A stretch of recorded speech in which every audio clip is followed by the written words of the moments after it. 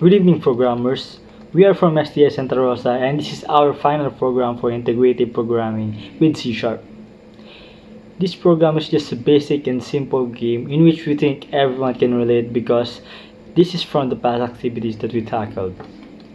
It is indeed really simple, but we did it without the help of internet and ChatGPT or Google Bard.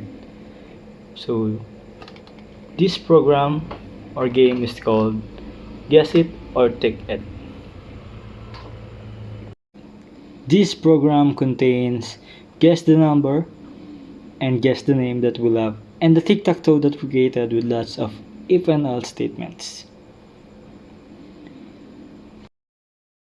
For the design, we think that it would be better if we use dark color background because lot of apps prefer dark mode now because it reduces blue light exposure. We made sure that all forms have the same size and all the fonts are standing out. Hello, I'm Godwin Renze Santos, and I will walk you through the Guess the Name game source code. So, in the source code, we first made the method, actually, the start new game method, and in this method, we put the array, which contains all the possible guesses, and we also put here the shuffle, close and open parenthesis target name to shuffle the array to make it more challenging for the players. Also, we put the current target index, which is equals to 0. And then in this private void shuffle, here is the mechanics to shuffle the array. And then after that, we move on to the main mechanics of the game, which is the string guess name will be connected to the text box to that text. And then we also use a nested if else statement. So for the first condition, that if string is not null or empty, then it will execute the if else statement inside it. The first condition means that as long as the text box is not null or empty, then it will allow you to play the game. So for the first string, current target equals target name, meaning that it makes sure that the current target or the name will be get from the array that we made earlier.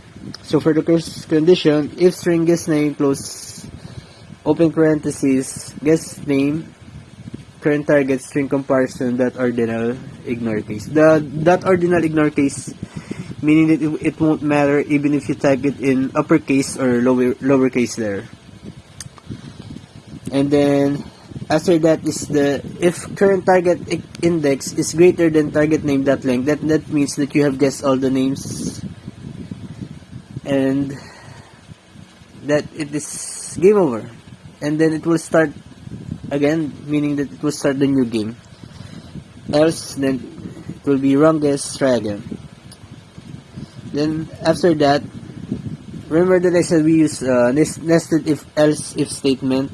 Then yes, this is the else statement from the first if condition, meaning that if the player has not entered a name in the text box, then a message box will show that says please enter a name.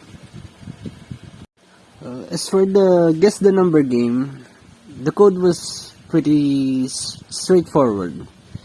First we made the method, and then after that is that start new game method contains the random number generator, meaning the target number variable will then use that random number generator to randomize a number from 1 to 20. And after that is the nested if else condition. The first condition in the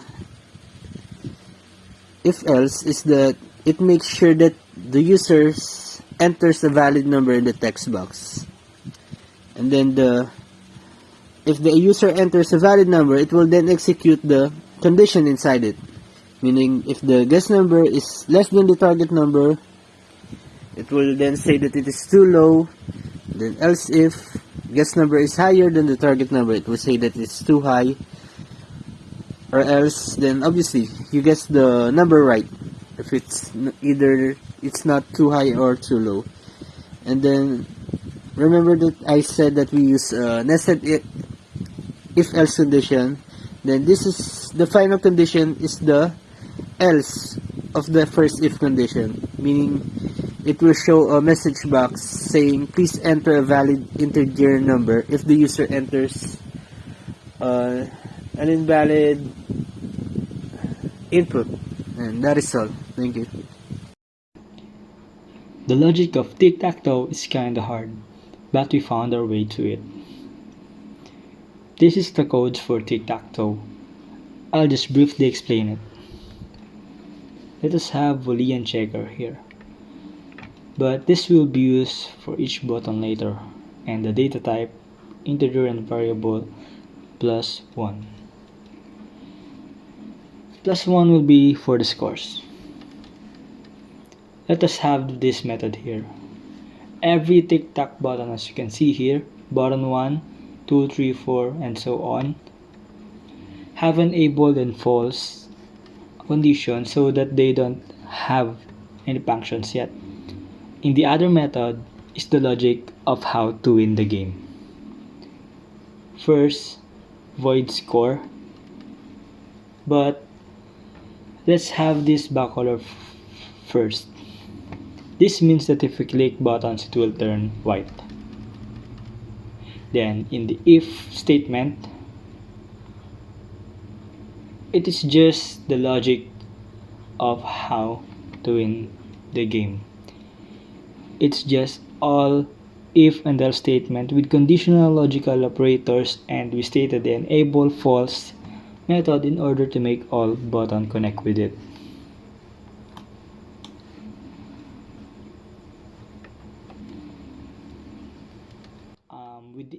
With the player X is also the same if and else statement with the player O.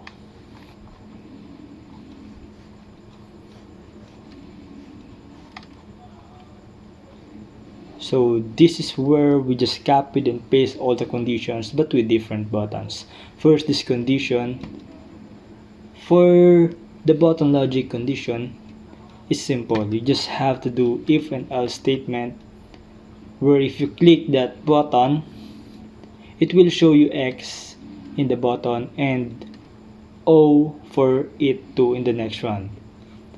So because it's logic, it is all applied to all buttons, to all 9 buttons. So if your opponent clicks X on the button 1 or any button, you can still click with it with the letter O, or your opponent can click letter O in the next round. For new game button, in this part, we basically just call all those buttons, state them enable and true in order to reset the score. That's the logic of this game. Enable means activate again that button. Call out the label 4 and 5, which is the player X and 0, and make them back to 0 number, as well as the original color of the button, because when you click the button way back in the if and else statements, they turn white. So we get them back to slate gray when we click start new game. The only difference is we remove the player X and 0 label, because the function of clear button is to clear all the X and 0 in the panel buttons to start new round and not new game.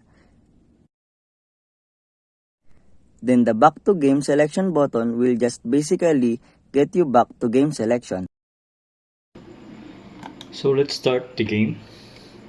Let's try it.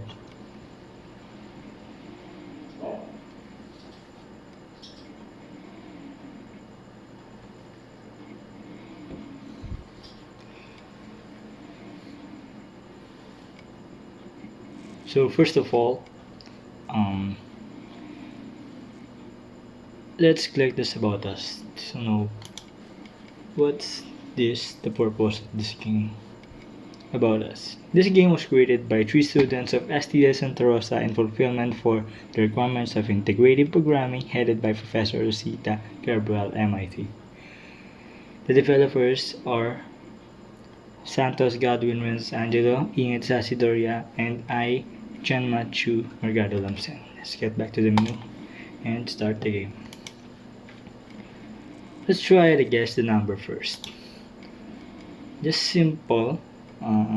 You will just guess number from 1 to 20. Let's start with 14.